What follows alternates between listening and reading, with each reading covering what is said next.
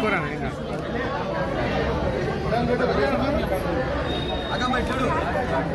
ఇక్కడ ఇద్దరు అమ్మా అంటే జర ఇంకా ఫోటోలు పడతారు ఇంకా జర రైట్ దిగురు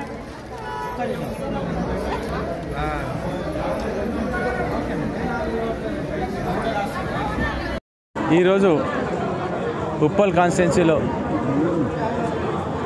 మెయిన్గా ఉప్పల్ డివిజన్లో ఏదైతే 6 పథకాలు గవర్నమెంట్ అనౌన్స్ చేసిందో దాని మీద అందరూ కూడా అప్లికేషన్ ఫామ్ తీసుకోవడం జరుగుతుంది. అప్లికేషన్ తీసుకోవడం జరుగుతుంది. ఆ భాగంగా నేను కూడా ఈరోజు వాళ్ళందరూ కూడా ఎట్లా చేస్తున్నారు అని చూసుకొని ఉప్పల్ కాన్స్టిట్యున్సీ జనాలందరూ కూడా నా రిక్వెస్ట్ ఏంటంటే మీరందరూ కూడా అప్ టు 6th దాకా ఉంటుంది.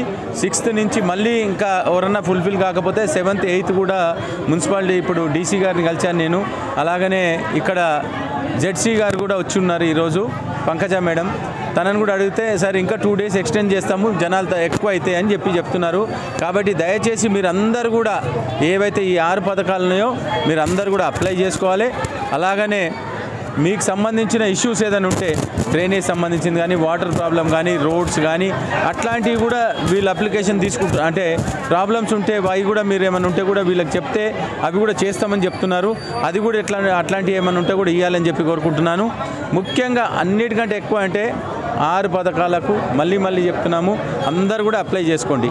మీకు ఏదైనా ప్రాబ్లమ్స్ ఉంటే నాకు కానీ, లేకపోతే మా ఆఫీస్ కానీ, లేకపోతే ప్రతి డివిజన్లో మా కార్యకర్తలు ఉన్నారు, వాళ్ళకు కూడా మీరు చెప్తే మేమే ఎంబడి మీకు పని చేపిస్తామని చెప్పి కోరుకుంటున్నాను. కానీ ముఖ్యంగా అందరు కూడా చేసుకోవాలి ఈ 6 పథకాలకు. వాలంటీర్లు కూడా పెట్టాం. అలాగనే మేము నా సొంత ఎమ్మెల్యే తరఫు నుంచి ఇక్కడ ఉప్పల్ కాన్స్టిట్యున్సీకి వాలంటీర్ని కూడా ప్రతి చోట వాలంటీర్ని పెట్టాను.